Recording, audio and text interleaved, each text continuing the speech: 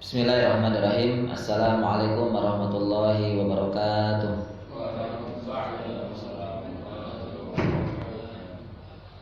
Alhamdulillah, alhamdulillahirabbil alamin, wal aqibatu lil muttaqin, wala udwana illa 'alal zalimin.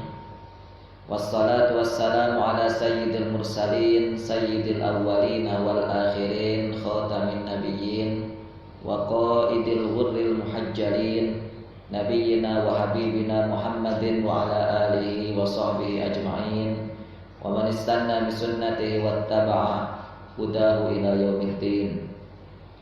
Fayaqulullahu ta'ala, a'udzu billahi minasyaitonir rajim, ya ayyuhalladzina amanu taqullaha haqqa tuqatih wa la tamutunna illa wa antum muslimun.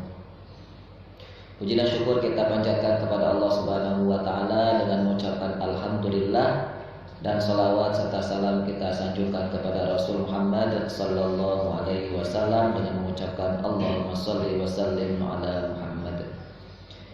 Ikhwafillah rahimakumullah, tidak berpanjang kalam kita masuki pembahasan kita di pagi hari ini, yaitu kita selingi dengan majelis adab. Pada pembahasan terakhir pertemuan Jumat yang lalu, kita telah membahas masih pada tema tentang kemukjizatan Al-Quran, atau salah satu dari keistimewaan Al-Quranul Karim, yang mana pada tema tersebut Al-Imam An-Nawawi mengatakan bahwa Al-Quran itu yatahadda, menantang. Al-Quran yatahadda, menantang manusia dan jin semuanya. Nah, ini tantangan sebagaimana yang kemarin kita bahas, menjadi salah satu cara untuk membuktikan kemukjizatan Al-Quran dan membuktikan bahwa Al-Quran itu bukan buatan makhluk, membuktikan bahwa Al-Quran itu adalah murni diturunkan Allah Subhanahu wa taala yang berasal dari langit. Ini adalah caranya. Cara Allah membuktikan semua itu adalah dengan Allah menantang manusia, Allah menantang makhluknya untuk membuktikan mana di antara kalian yang bisa membuat hal yang semisal dengan Al-Quranul Karim. Dan ini terbukti belum ada satu orang pun, belum ada satu makhluk pun yang memang dia bisa menyamai apa yang semisal dengan Al-Quranul Karim, walaupun itu satu ayat. Dan tantangan Al-Quran ini sebagaimana di dalam surat Al-Quran, dalam surat Al-Baqarah ayat 23 yang berbunyi, a'udzubillahi minasyaitonirrajim, wa in kuntum fi raibim mimma nazzalna ala abdina fa'tu bi suratin min mithlih wad'u syuhada'akum min dunillahi in kuntum shadiqin. Inilah ayatnya yang menjadi dalil tentang bahwa Al-Quran menantang manusia dan makhluk yang lain untuk mendatangkan satu surat yang semisal dengan Al-Quran. Fa'tu bi suratin min mithlih. Dan ayat ini menjadi cara Allah untuk lebih menguatkan argumentasi, untuk menguatkan pernyataan Al-Quran yang mengatakan sendiri di ayat sebelumnya, pada ayat sebelumnya, yaitu pada ayat yang kedua, bahwa Al-Quran itu merupakan kitab yang sempurna dengan kalimat dzalikal kitabu la raiba fi. Kita bahas kemarin tentang ayat yang kedua di surat Al-Baqarah, dzalikal kitabu la raiba fi. Itulah Alkitab yang tidak ada keraguan di dalamnya.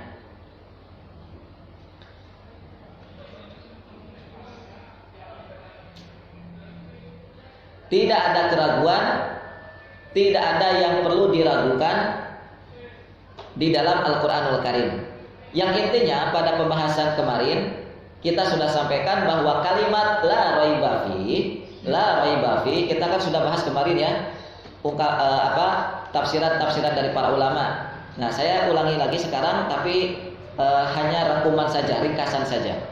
Dari kata la raiba fi ini, bahwa Al-Quran itu tidak ada keraguan di dalamnya, ini menjadi satu dalil tentang wajibnya untuk yakin bagi manusia, wajibnya untuk yakin bagi makhluk Allah, bagi makhluk yang ada di alam semesta ini, yakin terhadap apa?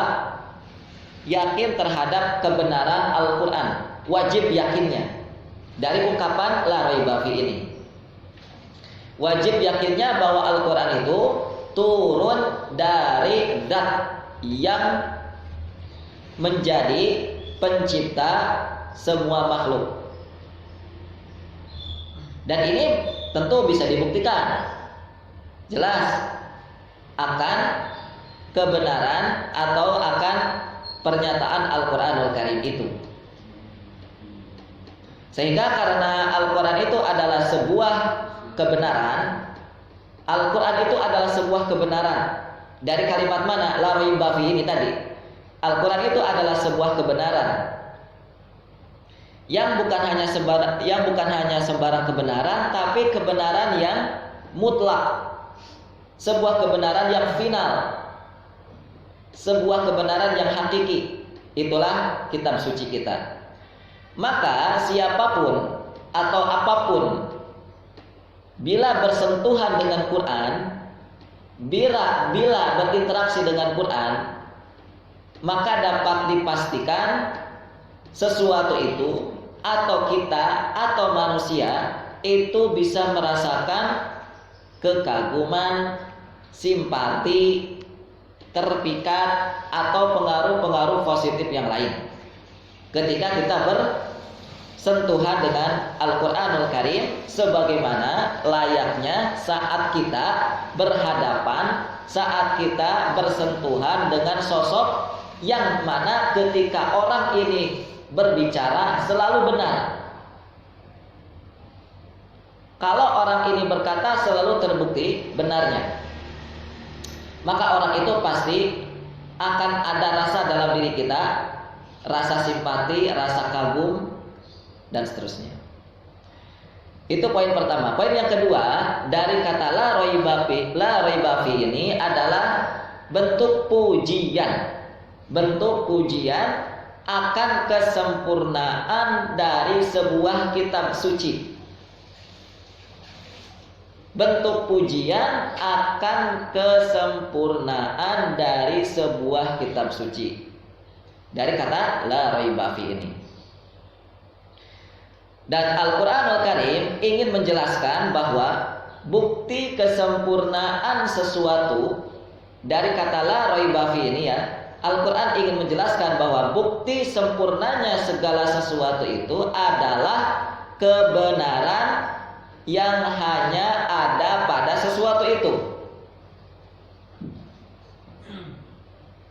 Saya ulangi, bahwa ini adalah pujian. La raiba fi ini adalah bukti akan keagungan, kesempurnaan Al-Quranul Karim.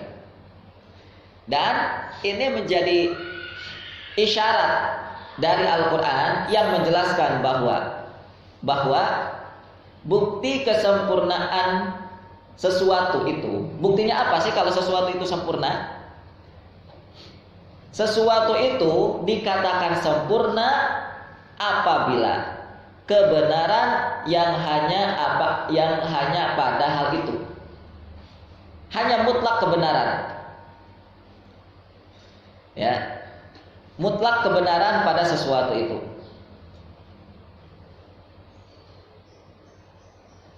Masih bingung?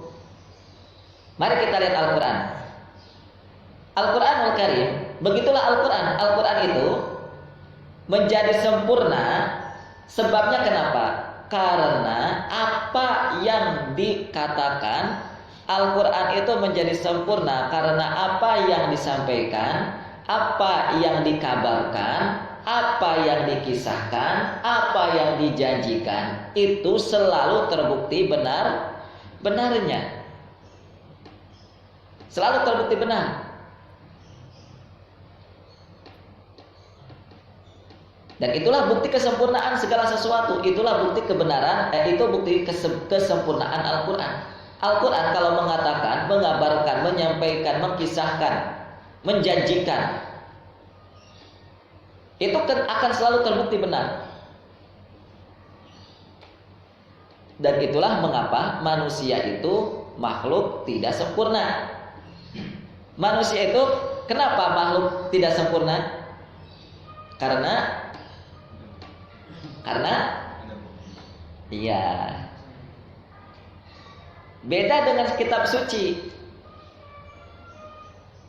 Al-Qur'an itu kitab yang sempurna karena terbukti benarnya. Manusia bukan makhluk sempurna karena apa yang keluar pada diri manusia itu tidak sepenuhnya sebuah kebenaran.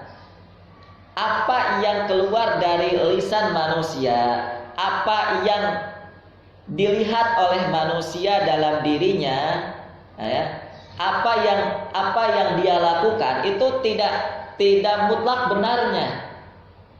Selalu ada kebatilan, selalu ada kedustaan, selalu tidak ada kepastian, selalu ada keraguan. Menunjukkan keraguan, menunjukkan ketidakpastian, menunjukkan kedustaan atau kebohongan, atau menunjukkan kebatilan. Itulah yang ada dalam diri manusia. Makanya manusia kenapa tidak sempurna? Makanya manusia itu mengapa makhluk yang tidak sempurna, itu karena itu. Tapi kalau Al-Qur'an tidak ada itu, tidak ada kata-kata batil, tidak ada ungkapan-ungkapan dusta, tidak ada sesuatu yang tidak pasti dalam Al-Qur'an itu nggak ada. Makanya kenapa Quran itu sempurna. Manusia itu kalau berkata, manusia itu kalau menyampaikan sesuatu itu belum tentu bisa dipercaya.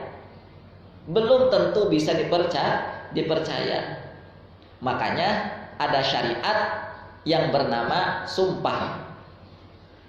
Ada syariat yang bernama sumpah. Untuk bisa apa? Untuk bisa manusia itu dipegang kata-katanya. Aku akan memegang kata-katamu, tapi coba kamu bilang sumpah. Nah, baru akan dipegang kata-katanya. Ya, itulah manusia. Manusia itu kalau berkata sesuatu, berbicara sesuatu itu tidak bisa langsung bisa dipercaya, tidak langsung bisa dibuktikan kebenarannya. Katanya izin 2 hari, kok malah sebulan. Katanya izin 2 bulan, katanya setahun. Itu kan manusia kan. Katanya tidak mau main game lagi, ternyata malah main game lagi. Katanya begini, ternyata malah begitu. Itu manusia. Jadi apa yang diucapkan, apa yang dikatakan, apa bahkan dijanjikan sekalipun, saya berjanji tidak akan main game lagi. Ternyata main game juga. Maka ini bukti akan ketidaksempurnaan manusia. Maka kalau manusia, teman-teman, ingin sempurna, kuncinya apa? Akrabi apa yang paling sempurna di dunia ini. Dekati akrabi kalau mau sempurna. Lihat aja orang miskin ya, tidak terkenal, selalu dihina orang. Tapi kalau orang ini selalu dekat dengan raja, orang ini dipercaya oleh raja, maka orang ini akan seperti apakan? Maka orang ini akan seperti apa nantinya? Akan berubah apa tidak? Akan berubah. akan berubah. Karena dia dipercaya oleh raja, dia orang yang terdekat dengan raja, maka penampilan pun juga akan berubah.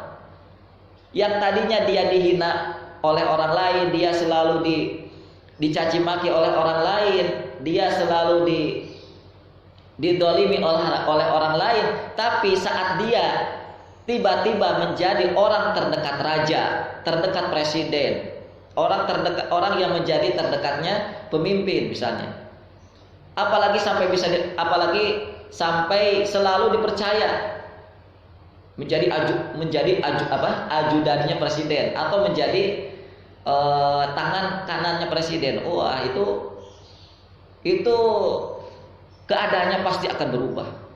Maka begitu juga manusia jangan jauh-jauh dari Quran, nanti akan tidak bisa dipercaya. Manusia jangan jauh-jauh dari Quran. Atau sebaliknya, manusia kalau ingin sempurna, dekati Quran, dekati sumber yang paling sempurna di dunia ini, dan itu tidak ada lain kecuali Al-Quranul Karim. Ikhwanillahi, sebagaimana Al-Quran sebagai kitab suci sempurna, karena selalu benar apa yang dikatakan, karena selalu terbukti benar apa yang disampaikan, apa yang dikabarkan, apa yang dikisahkan, apa yang dijanjikan, maka kita pun jadilah orang yang bisa dipercaya. Maka kita pun manusia jadilah orang yang bisa dipercaya, yaitu di mana saat kita berkata, di mana saat kita berjanji, selalu dibuktikan dengan benarnya janji yang kita lakukan, dengan benarnya janji yang kita katakan.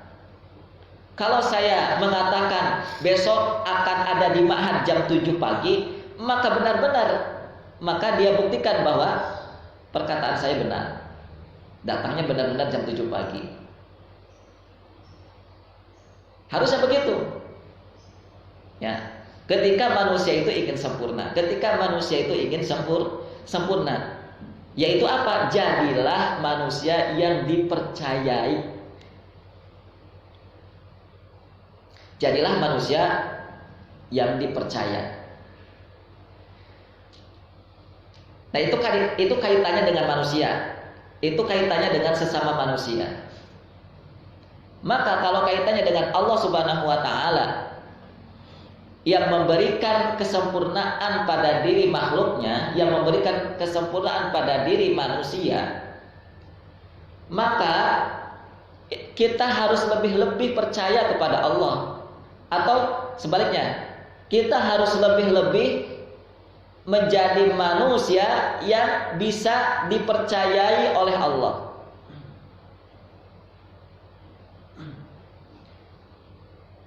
Kalau kita menjadi manusia yang selalu berada di tempat di mana Allah mempercayai dirinya, menjaga kepercayaan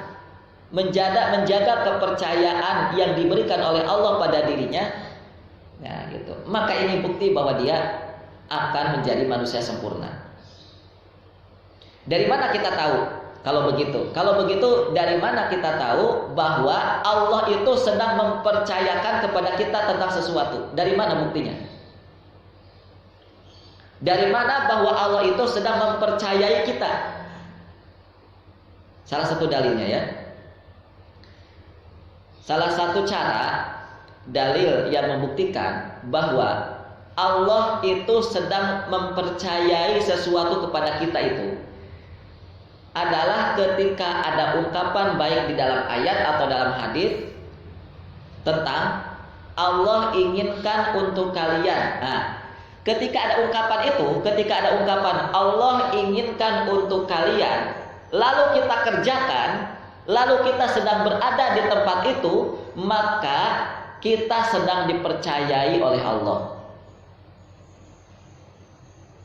Misal, ada kalimat dari Nabi, hadis dari Nabi yang mengatakan, "Man yuridillahu bihi khairan yufaqihu fid din." Barang siapa yang diinginkan kebaikan Allah. Nah, barang siapa yang diinginkan kebaikan Allah, Allah kan sedang mengatakan, siapa yang ingin diperbaiki oleh Allah, siapa yang ingin menurut Allah itu baik,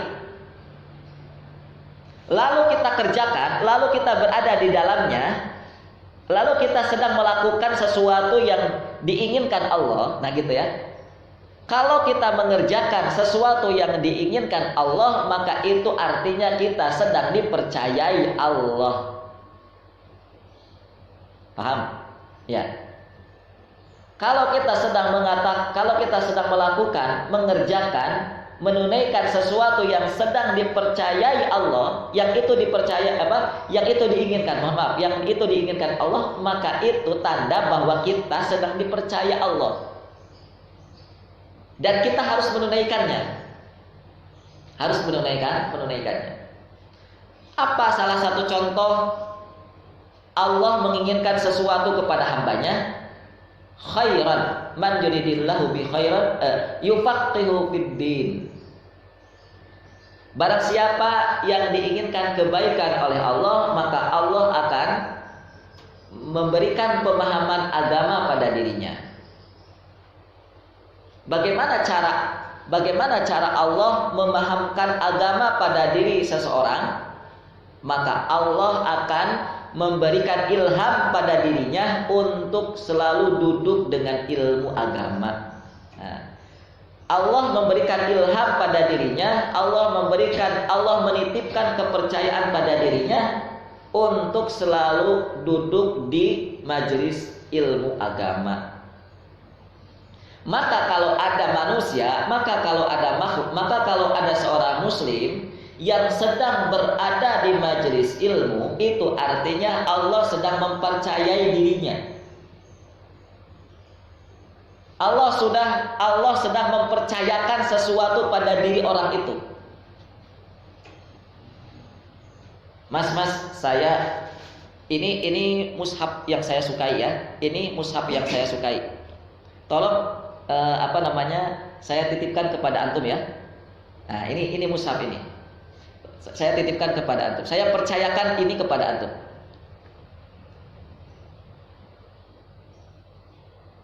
Ini kalau kita jelaskan seperti itu. Nah, Al-Quran ini, barang ini yang dititipkan, yang ini adalah milik kita, milik saya umpamanya, dititipkan kepada Ahmad misalnya. Mas Ahmad, saya titipkan ini. Ini kita umpamakan dengan tolabul ilmi. Ini kita umpamakan dengan majelis ilmu. Nah, ketika seorang itu mengambil Quran atau mengambil barang kepercayaan seseorang, atau ketika seseorang itu berada di majelis ilmu, nah gitu. Karena ini diumpamakan seperti majelis ilmu. Barang ini diumpamakan seperti majelis ilmu. Itu artinya kita sedang menerima kepercayaan dari orang lain. Itu artinya kita sedang menerima titipan dari orang lain. Mas, saya percayakan kepada antum, tolong dijaga. Tolong dijaga. Nah, gitu ya. Apalagi ini Al-Quran yang sedang kita hafalkan ini, Al-Quran yang sedang kita baca ini, Al-Quran yang sedang kita tadaburi ini bukan lagi sembarangan sebuah ilmu agama. Saat kita belajar Al-Quran, saat kita menghafal Quran, ya, kita bukan sekedar hanya sedang menuntut ilmu. Nah, kita bukan sekedar hanya sedang menuntut ilmu.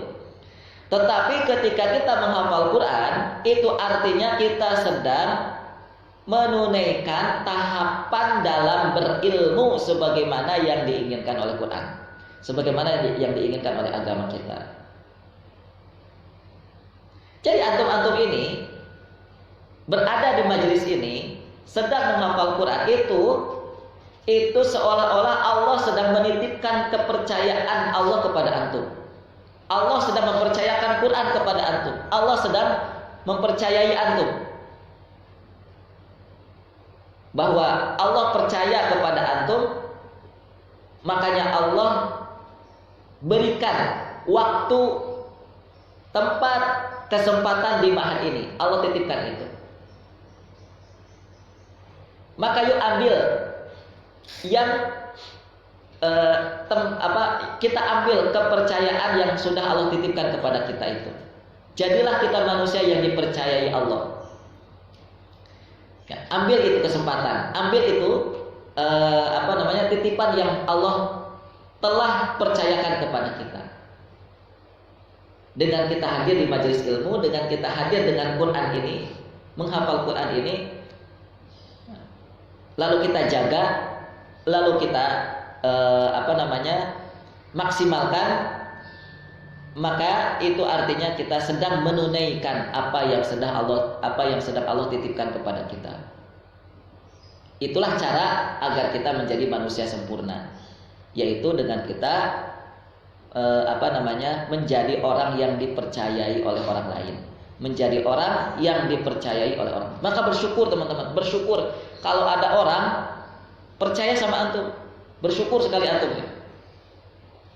Kalau ada orang selalu menitipkan barang sama antum, kalau ada orang selalu menitipkan sesuatu pada antum, bukan lagi menitipkan barang, tapi sampai menitipkan ungkapan atau sampai menitipkan sebuah kalimat. Ya kan, orang sering bilang begini,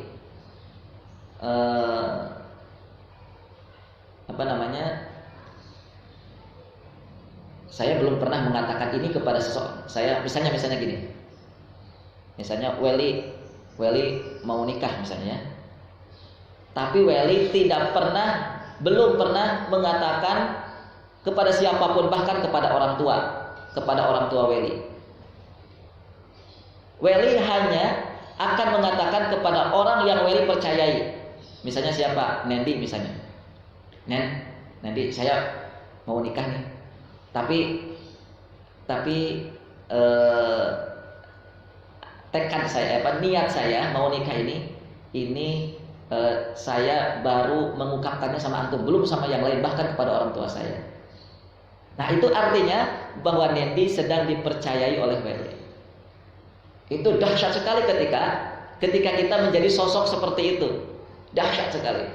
Maka beruntung dan bersyukur ketika kita bisa dipercayai oleh orang lain. Bukan kalau barang sepele, kalau barang itu, Mas, saya percayakan, saya titipkan barang ini ya sama antum. Itu kepercayaan yang biasa saja. Tapi kalau sesuatu yang kita serahkan, sesuatu yang kita percayakan kepada orang lain, berupa apa tadi? Berupa ungkapan, itu biasanya orang tuh akan sulit untuk menjaganya loh. Sulit menjaganya.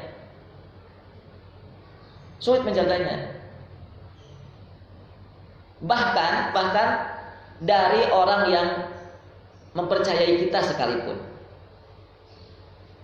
Ya. Apalagi kalau orang itu suka mengumbar, atau kalau istilah sekarang itu namanya apa? Ember bocor ya, ember. Tahu ember bocor? Ember ya mulutnya itu nggak bisa dijaga gitu, sebagaimana ember. Saya juga nggak tahu kok mudah mengobral omongan yang itu bahkan dirahasiakan, kok diibaratkan kepada ember. Saya juga belum begitu paham. Tapi intinya begitulah. Ya, apalagi ada muncul ungkapan gitu ya. Nah, maka kita diajari ya, kita diajari oleh kalimat Al-Imam An-Nawawi ini agar kita belajar untuk dipercayai oleh orang lain. Kenapa? Itulah cara agar kita sempurna. Karena kita nggak akan sempurna kalau apa yang kita ucapkan tuh, kalau kita selalu mengobrol apa yang kita ucapkan. Baik, itu ya pembahasan tentang kalimat Al-Imam An-Nawawi pada pekan yang lalu atau pada pertemuan yang lalu. Kita masuki pembahasan yang berikutnya, masih tentang Al-Quran, yaitu Al-Imam An-Nawawi mengatakan wa afhama biha jami'a ahli zayghi wat tughyan. Wa afhama, dan membungkam atau mengalahkan biha dengan Al-Quran itu jami' semua ahli zaygh, kelompok-kelompok menyimpang, wat tughyan, dan kelompok-kelompok yang melampaui batas. Salah satu bukti kemujizatan Al-Quran, salah satu bukti kesempurnaan Al-Quran, Al-Quran mampu membungkam, mengalahkan kelompok ahlul zaid, kelompok menyimpang, ahlul tughyan, dan kelompok melampaui batas.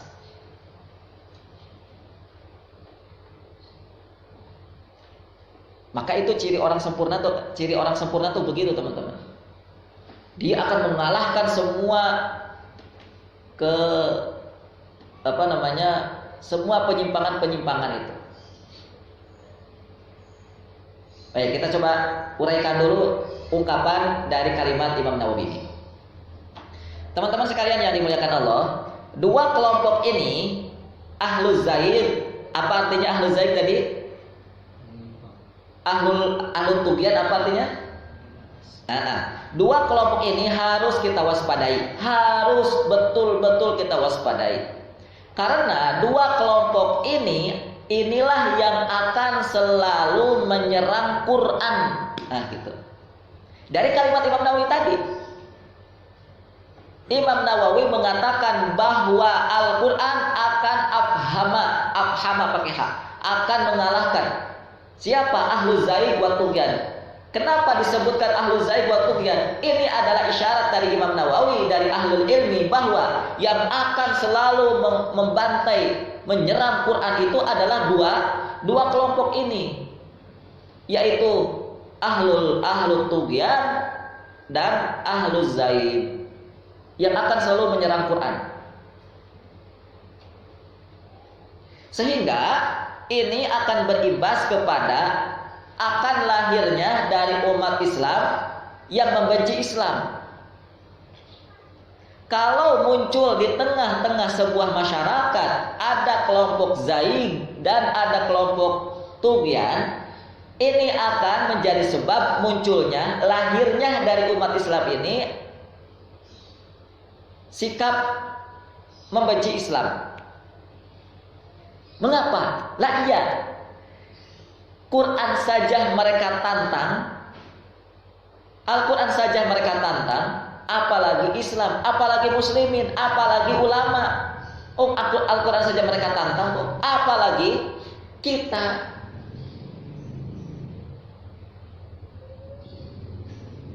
Terlebih-lebih kalau Yahudi, yang ditantang itu bukan Quran, langsung Allah. Orang Yahudi itu langsung menantang Allah Subhanahu wa Ta'ala. Gitu. Ini kalau dibiarkan ahlul zaid wa tughyan, kalau dipelihara itu, mereka dua kelompok ini akan melakukan akan selalu melakukan penyerangan, akan selalu melakukan ekspansi kemana-mana. Demi untuk apa? Untuk menularkan ketughyanan mereka, untuk menularkan kezaidan mereka ke semua umat Islam. Maka kalau umat Islam yang jauh dari Quran, maka mereka akan terbawa arus mereka. Umat Islam kalau jauh dari Quran akan terbawa arus dua kelompok sesat ini. Dan sayangnya hari ini dua kelompok sesat ini sedang eksis-eksisnya di tengah-tengah masyarakat kita. Bahkan dua kelompok ini menjadi rujukan masyarakat. kelompok yang selalu menyerang Quran ini sedang eksis-eksisnya di tengah-tengah kita itu.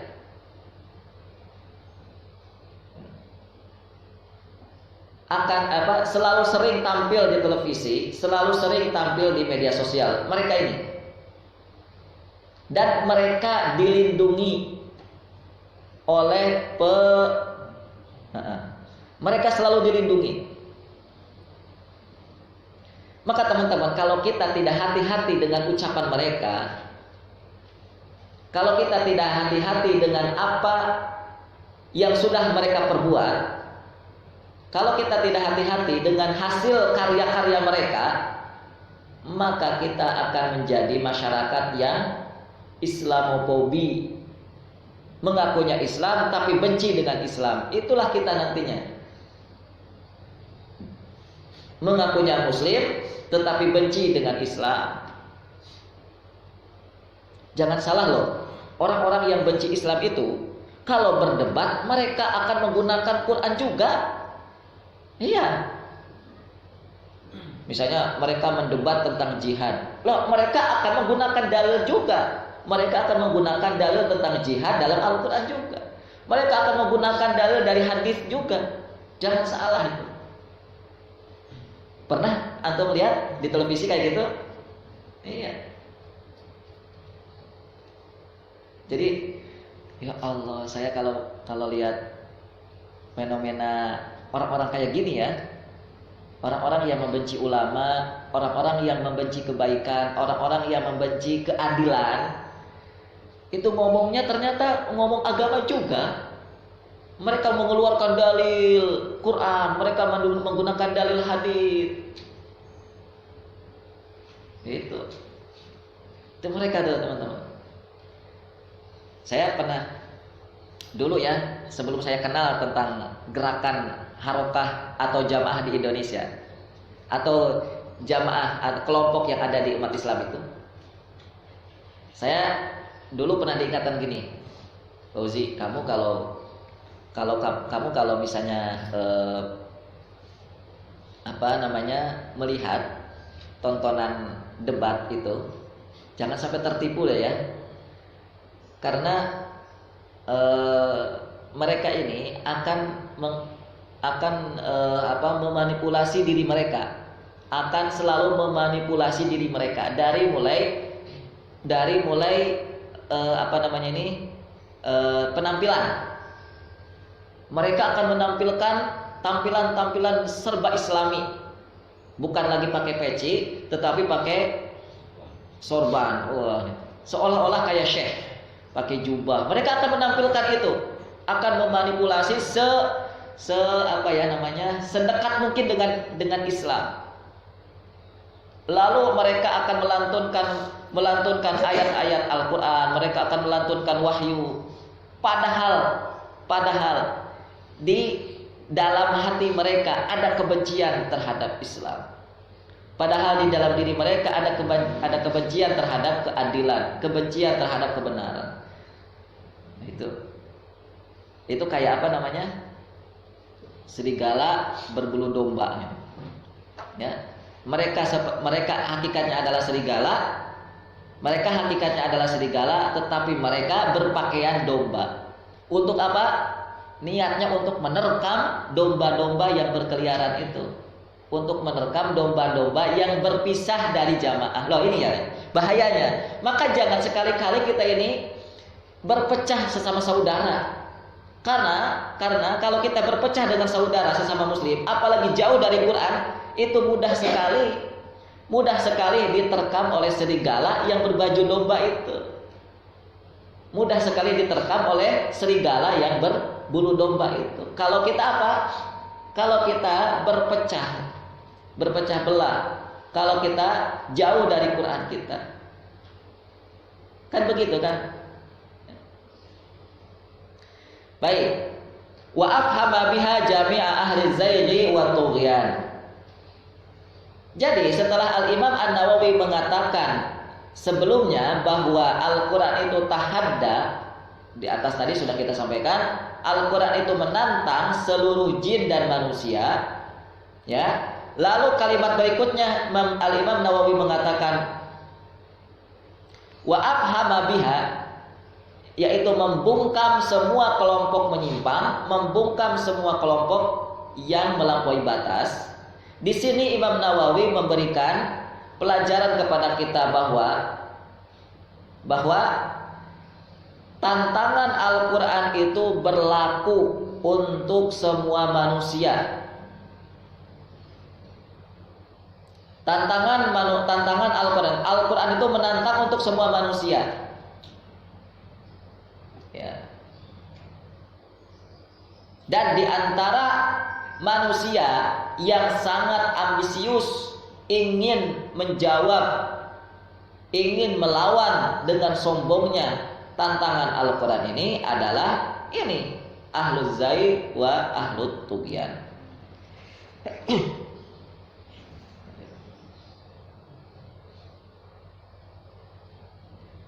Jadi kalimat Al-Quran yang mengatakan gini, wa in kuntum fi raibim mimma nazzalna ala abdina fa'tu bi suratin min mithlih. Itu satu sisi itu menjadi jalan pembuka dari Al-Quran untuk kita, umat yang bahkan sudah beriman kepada Quran. Ini jalan pembuka untuk kita untuk lebih dekat dengan Quran. Jalan pembuka dari ayat ini agar kita lebih yakin dengan Quran. Kamu Islam ya? Kamu mukmin ya? Iya. Iya. Tapi kamu mau nggak tambah yakin? Mau nggak tambah yakin dengan Islammu? Mau nggak kamu ingin tambah yakin dengan Quranmu? Nah, kira-kira Al-Quran itu ingin mengatakan begitu. Coba, apa yang kamu ragukan terhadap Islam? Apa yang kamu ragukan dengan Quran ini apa? Maka salah satunya Al-Quran mengatakan fa'tu bi surah. Kalau kamu masih ragu dengan Quran, coba kalau gitu kamu bikin ungkapan-ungkapan, narasi-narasi yang sejenis dengan Al-Quran. Coba bikin. Gitu. Namun bagi orang beriman, sekali lagi, menyambut tantangan Al-Quran itu bukan dalam rangka meragukan Al-Quran, tapi menyambut tantangan Al-Quran itu dalam rangka lebih mendalamkan iman, keyakinan terhadap Al-Quran. Itu kalau bagi orang yang beriman. Apalagi di dalam Al-Quranul Karim pun juga terdapat ayat yang memerintahkan agar kita bertanya. Fas'alu itu ahlad dzikri. Fas'alu, bertanyalah kalian kepada siapa? Ahlad dzikri. Ahlad dzikri ini adalah ahlu yang memiliki ahli adzikr. Ilmu. Adzikr itu ilmu. Yang memiliki ilmu. Dan diantaranya tafsiran di dalam ayat ini, ahlul dzikri ini yang saya ketahui wallahu alam adalah Al-Quran. Nah, Al-Quran sebagai pemilik ilmu, sumber ilmu itu adalah Al-Quran. Maka bertanyalah kepada Al-Quran.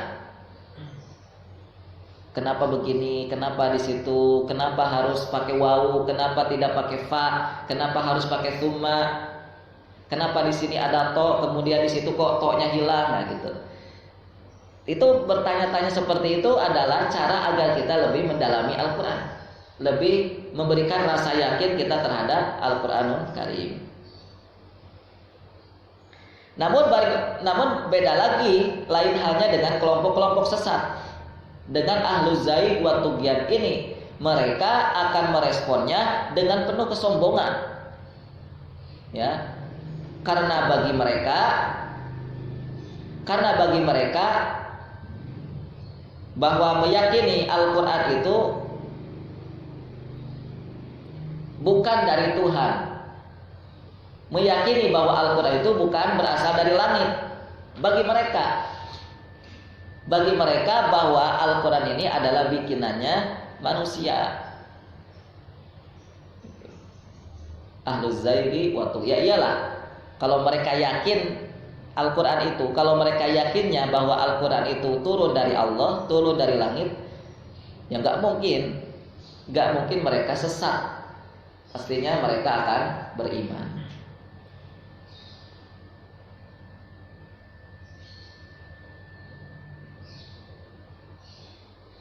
Atau isyarat yang lain dari Imam Nawawi bahwa kelompok yang selalu menantang Al-Quran, yaitu mereka adalah para zaid dan tughyan,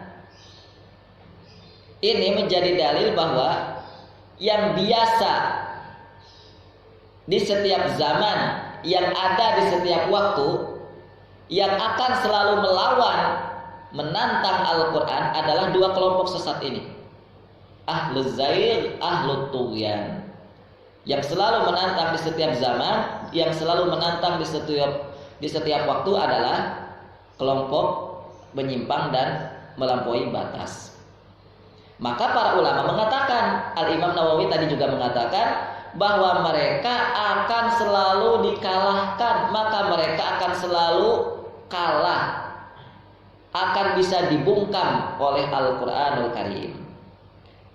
Dalam bahasa Imam Nawawi belum mengatakan afhama.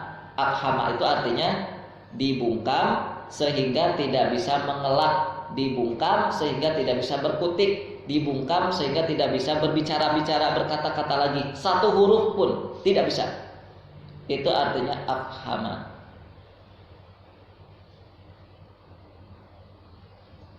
Teman-teman sekalian yang dimuliakan Allah, tokoh-tokoh atau kelompok atau masyarakat yang akan dikalahkan oleh Al-Quran itu, tokoh-tokoh atau masyarakat yang akan dikalahkan oleh Al-Quran itu, yang pertama adalah ahluz zaid. Ahluz zaid. Di dalam terjemahnya, zaid itu tadi menyimpang. Yuk kita cari di dalam Al-Quran, karena Imam Nawawi pun tidak akan mungkin jauh-jauh dari Quran dalam memaknai segala sesuatu. Tidak akan jauh-jauh dari Quran dalam memahami sesuatu ilmu. Ahlul zaid di dalam Al-Quran, di antaranya di dalam surat Ali Imran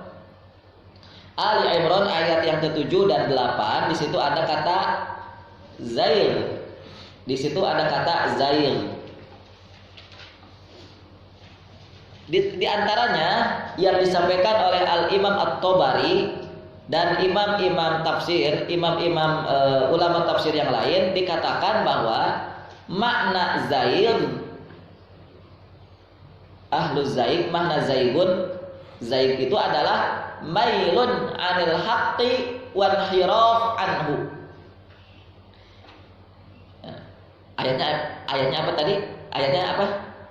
Surat Al-Imran ayat ke-7 itu.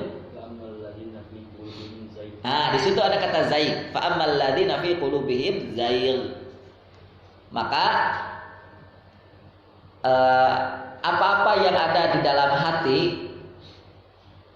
ya, fa ammal ladzina fi qulubihim, maka ada apa-apa yang ada di dalam hati mereka, zaighun.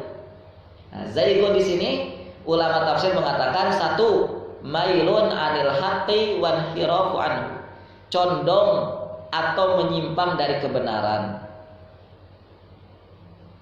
Itu yang pertama, menyimpang dari kebenaran. Yang kedua, mailun anil hadyi atau mailun anil huda, menyimpang dari petunjuk. Menyimpang dari petunjuk. Yang ketiga, ahlus syak, orang-orang yang ragu. Zaid itu adalah orang-orang yang ragu. Yang keempat, al-munafiqun, orang-orang munafik. Orang-orang munafik itu ahluz zaid. Yang kelima, al-khawarij. Khawarij. Ya, nanti kita jelaskan. Yang keenam, mailun anil istiqomah, menyimpang dari istiqomah. Mailun anil istiqomah, menyimpang dari istiqomah. Bi anna fasadat maqasidahum, sebab rusaknya tujuan. Menyimpang dari istiqomah dengan sebab rusaknya tujuan. Jadi teman-teman sekalian yang dimuliakan Allah Subhanahu wa taala, ada beberapa sebab mengapa seseorang itu tidak istiqomah. Mailun anil istiqomah tadi ya. Menyimpang, tidak istiqomah. Sebabnya kenapa? Yang pertama, menyimpang dari kebenaran. Nah, ini tafsir-tafsir dari para ulama ini bukan sebuah perbedaan, teman-teman. Ya, bukan sebuah perbedaan, tapi ini adalah satu kesatuan yang saling menyempurnakan, yang saling menguatkan. Kenapa Zaid menurut ulama ini menyimpang dari petunjuk? Kenapa Zaid menurut ulama ini menyimpang dari kebenaran? Kemudian kenapa menurut ulama ini Zaid itu diartikan ahlus syak dan seterusnya itu? Ini bukan perbedaan yang tanpa tujuan, tetapi ini adalah perbedaan yang saling menguatkan. Nah, di antaranya yang bisa kita ketahui bahwa kenapa seseorang itu tidak bisa istiqomah? Karena orang yang tidak istiqomah itulah contoh ahlul zaid. Contoh ahlul zaid itu adalah orang yang tidak bisa istiqomah.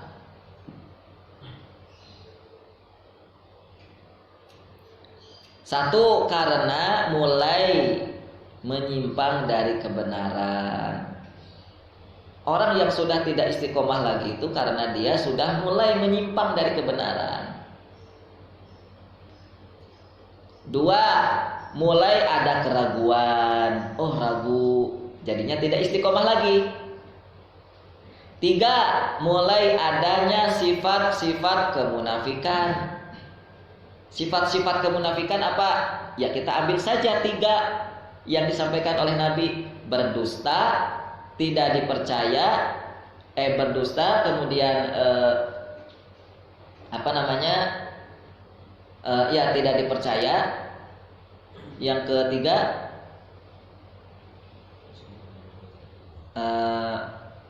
berbohong atau berdusta, kemudian tidak dipercaya, berkhianat. Berkhianat sama aja ya, tidak dipercaya. Yang ketiga apa? Ayatul munafiqi thalathun idza hadatsa kadzaba. Wa idza wa'ada akhlafa wa idza tumina khana. Berkhianat, kemudian berdusta.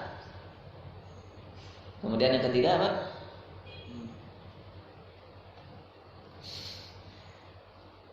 Wa idza wa'ada akhlafa, ketika dia mengingkari. Mengingkari yang ketiga, mengingkari, berdusta sama berkhianat atau tidak dipercaya. Itu benih-benih kemunafikan. Itulah yang membuat seseorang tidak istiqomah lagi. Kalau dia sudah tidak dipercayai oleh orang, kalau dia sudah berkhianat, kalau dia sudah mengingkari janji, itu akan menjadi benih ketidakistiqomahan dirinya. Ya, ketidakistiqomahan dirinya.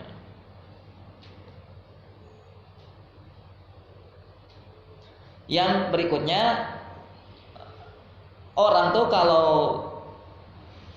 tidak bisa istiqomah lagi, itu tidak istiqomah.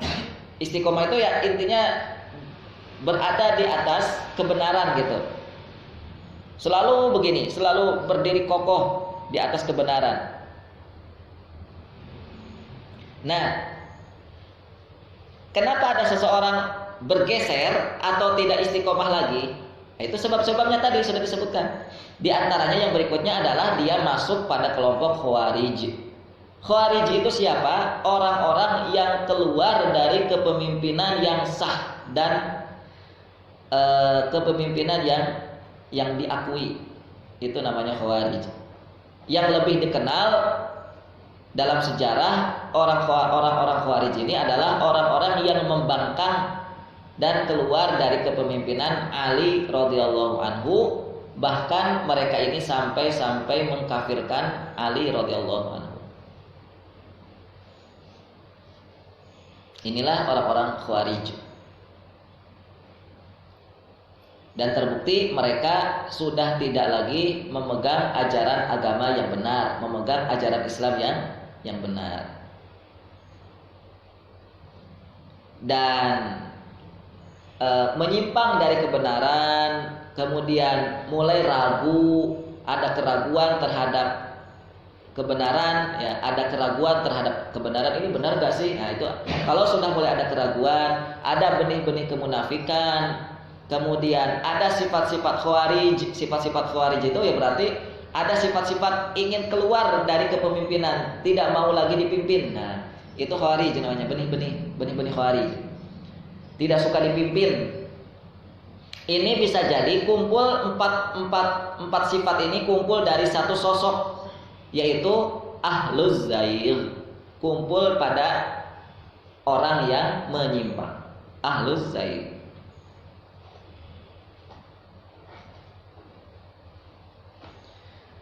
Wasoro qasdahum al-ghai wad dolal, maka jadilah apa yang mereka tuju itu adalah kesesatan. Artinya kalau dia sudah tidak lagi istiqomah, maka yang terjadi adalah sesat. Yang terjadi akan berada pada dolal, akan terjadi pada kesesatan. Jadi memang bahaya sekali kalau orang itu sudah tidak bisa istiqomah lagi. Bahayanya apa? Akan terjerumus pada kesesatan kalau sudah tidak lagi istiqomah.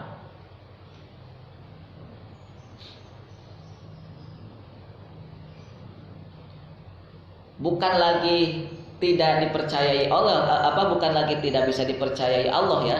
Kalau kita sudah tidak lagi kalau tidak kita ini berada di tempat yang diinginkan Allah. Bukan lagi kita sudah tidak dipercayai Allah, tetapi kita akan masuk pada jurang kesesatan, wa'iyadzubillah. Kita sudah enak-enak ditakdirkan Allah duduk di majelis Quran, menghafal Quran, membaca Quran, beribu-ribu kali kita membaca Quran. Tiba-tiba kita keluar tidak lagi dengan Quran. Ya, tentu dengan alasan yang tidak syar'i, tentu dengan alasan yang tidak diridhoi Allah, tentu dengan alasan yang tidak disyariatkan Allah. Tiba-tiba kita keluar, tidak lagi ngaji, tidak lagi menghafal Quran, tidak lagi berdekat-dekat dengan Quran. Itu artinya yang pertama, kita tidak lagi dipercayai Allah. Lebih berat mana antara tidak dipercayai Allah dengan tidak dipercayai oleh pemimpin? Maka jawabannya sudah jelas. Lebih berat tidak dipercayai Allah. Yang kedua, kalau kita sudah keluar ya dari tempat yang itu diinginkan Allah, maka yang kedua kita akan masuk pada kesesatan. Ya jelaslah yang akan terjadi pada seorang muslim kalau jauh dari Qur'annya, ya, dari tadinya dimulai dari keluar dari majelis ilmu, keluar tidak lagi menghafal Quran, menjauh sedikit-sedikit menjauh. Lah iya, nggak mungkin langsung menjauh sekaligus, nggak mungkin. Ini ada tahapannya. Setan itulah iblis namanya. Dia akan mengiming-imingi dengan tahapan demi tahapan. Ya.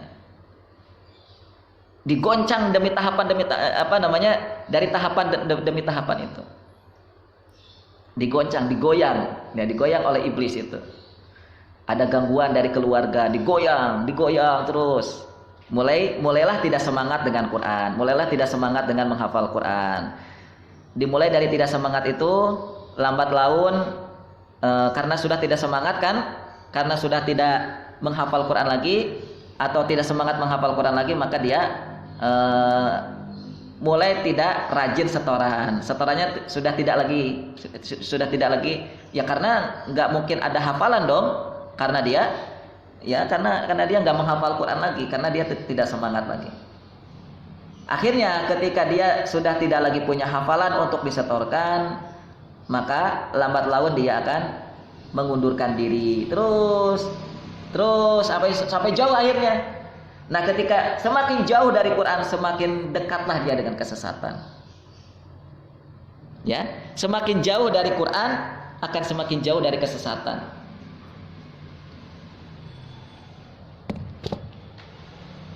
Wa iyadzubillah.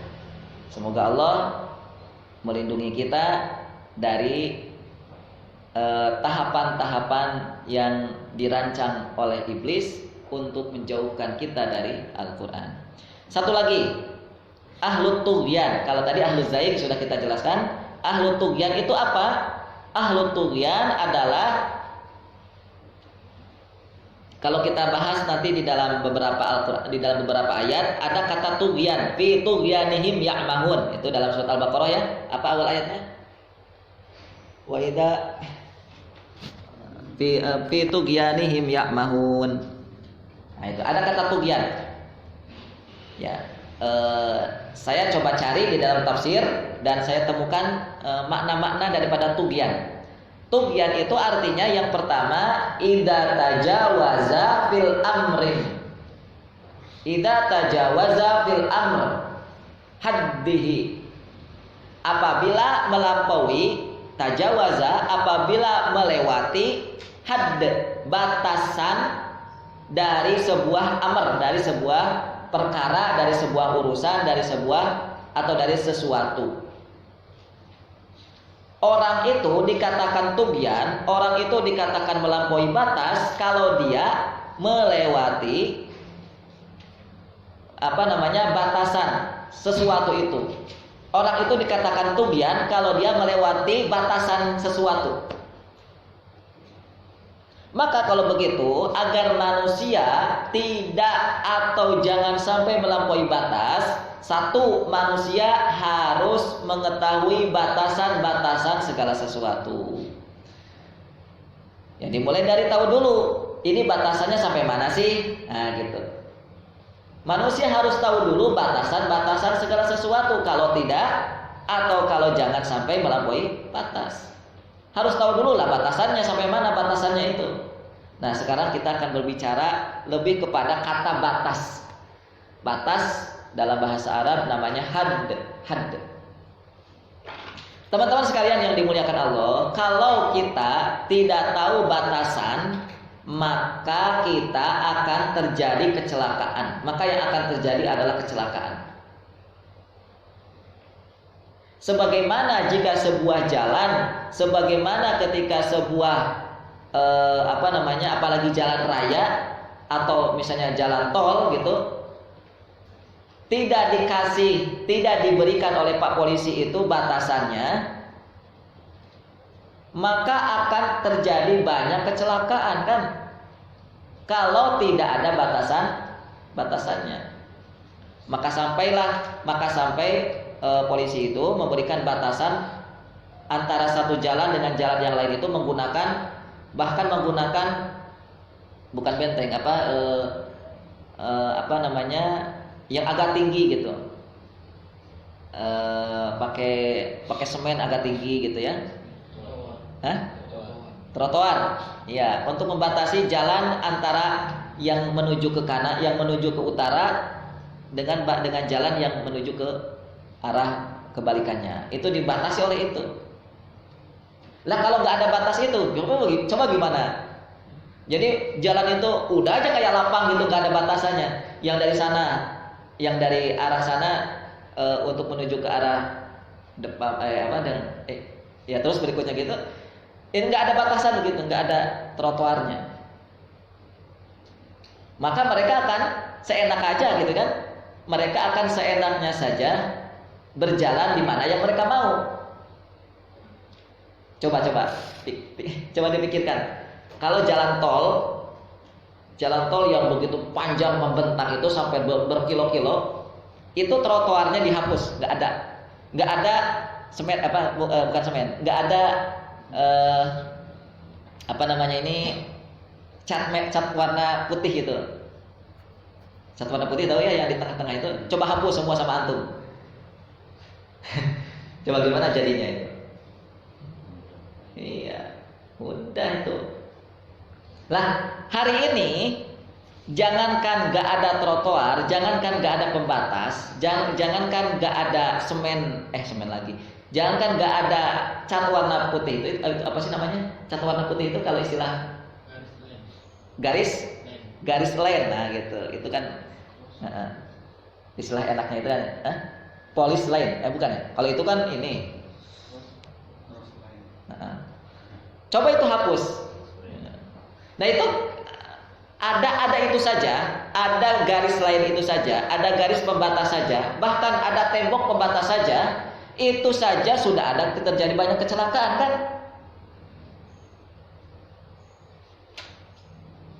Itu saja sudah banyak terjadi kecelakaan di televisi itu. Ya beberapa bulan yang lalu ya, ada artis tuh malah katanya dari mana? Dari Jakarta menuju Surabaya itu. Iya. Ditabrak itu pembatas jalan. Ya, ditabrak itu pembatas jalan. Ya, jeger kan akhirnya meninggal. Itu saja kalau ada pembatas. Kalau nggak ada pembatas, oh gimana? Ya nanti akan terjadi banyak kecelakaan lah sesama pengguna jalan. Pengguna jalan dari arah sana akan bertabrakan dengan pengguna jalan yang ada dari sebelah sono gitu. Dar gitu.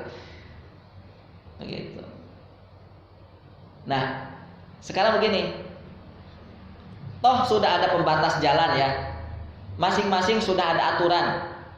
Ada rambu-rambu, kok masih ada kecelakaan juga? Itu kira-kira apa yang menjadi sebab?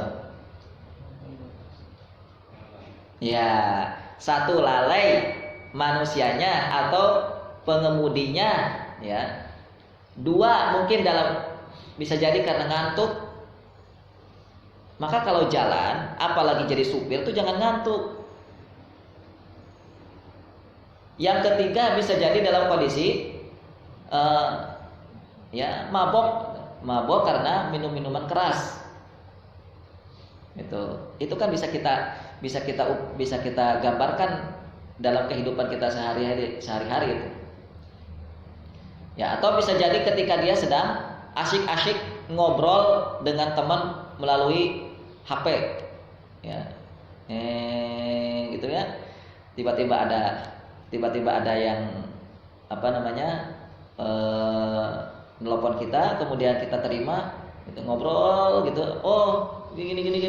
Ternyata di depan sana ada truk besar gitu. Apalagi truk besarnya sedang oleng misalnya. Kita nggak tahu di depan itu ada truk besar yang sedang oleng, ya sudah. Ya itu bila jangan sampai kita terjadi begitu. Itulah yang terjadi terhadap umat muslimin hari ini. Umat Islam tuh bukan tidak sedikit yang mereka ini tidak tahu batasan-batasan yang sudah ditetapkan oleh Allah. Bahkan manusia pun sebenarnya sudah tahu batasan-batasannya, walaupun tidak digambarkan, walaupun tidak dijelaskan melalui wahyu. Manusia sudah tahu kok, kalau makan itu tidak boleh berlebihan. Makan itu bagi manusia ada batasannya kan? Kalau manusia kebanyakan makan, yang terjadi apa? Obesitas, obesitas. Atau kelebihan berat badan. Atau apa lagi?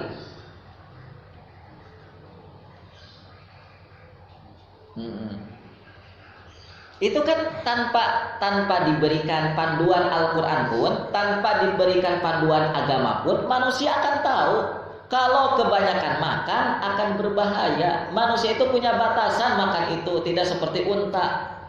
Unta saja gitu, kalau minum kan, walaupun dia bisa minum banyak, dia juga punya batasan tertentu. Jadi sudahlah, semua itu punya batasan.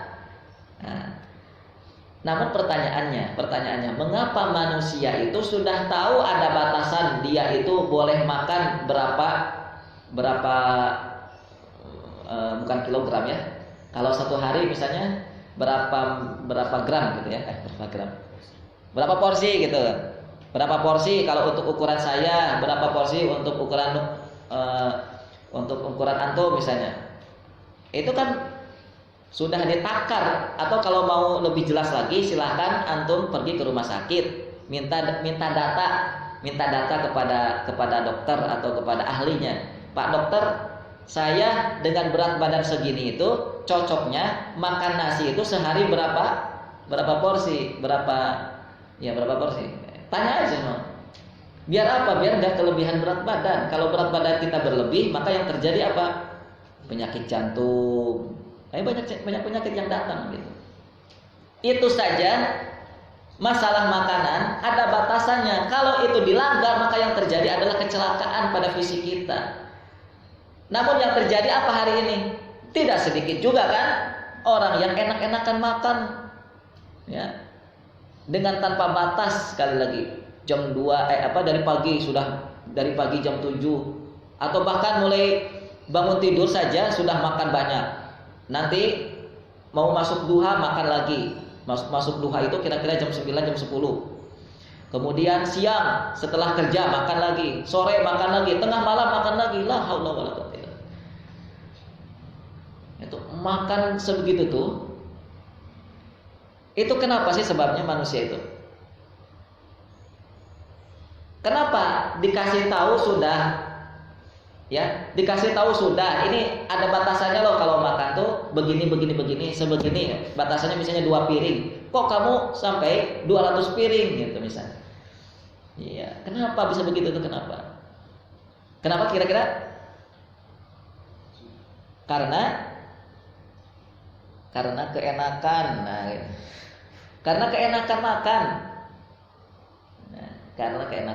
Wallahu ta'ala bishawab. Itu saja yang bisa saya sampaikan karena sudah mau masuk jam 9:30. Baik, kita masuki majelis tasmi kepada pembaca tasmi, dipersilakan.